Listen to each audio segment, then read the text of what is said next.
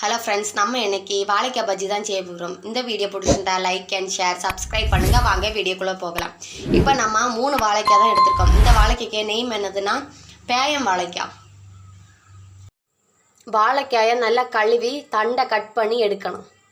தண்டை கட் பண்ணி எடுத்தாச்சு, நல்லா கழுவியாச்சு. இதை நம்ம இதை சின்ன சின்னதாக கட் பண்ண போகிறோம். இந்த ஃபஸ்ட்டு பீஸு தொலியாக இருக்குது, இதை மாற்றி வைக்கணும்.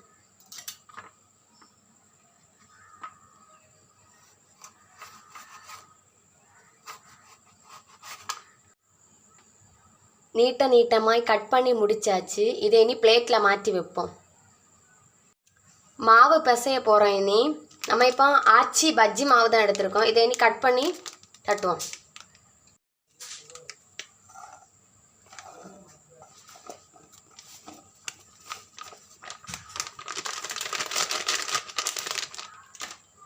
ஒரு கிளாஸ் தண்ணி ஊற்றணும். பிசையணும் மாவு பிசைஞ்சு முடிச்சாச்சு. இனி பஜ்ஜி சுட போகலாம். கடாய் வச்சு எண்ணெய் ஊற்றவும். எண்ணெய் காஞ்சதும் வாழைக்காயை எடுத்து மாவில் நல்லா முக்கி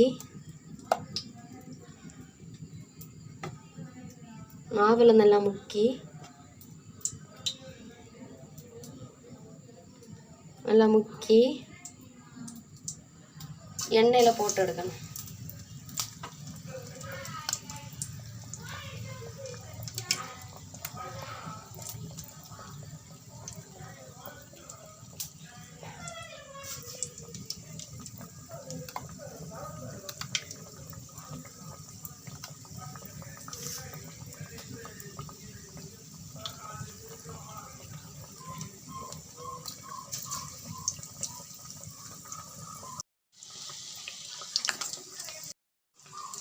ஒரு மறிப்பு போடணும். மறிச்சு போட்டு வேக விடணும். வெந்துச்சு. இதை இனி பிளேட்டில் மாற்றி வைப்போம்.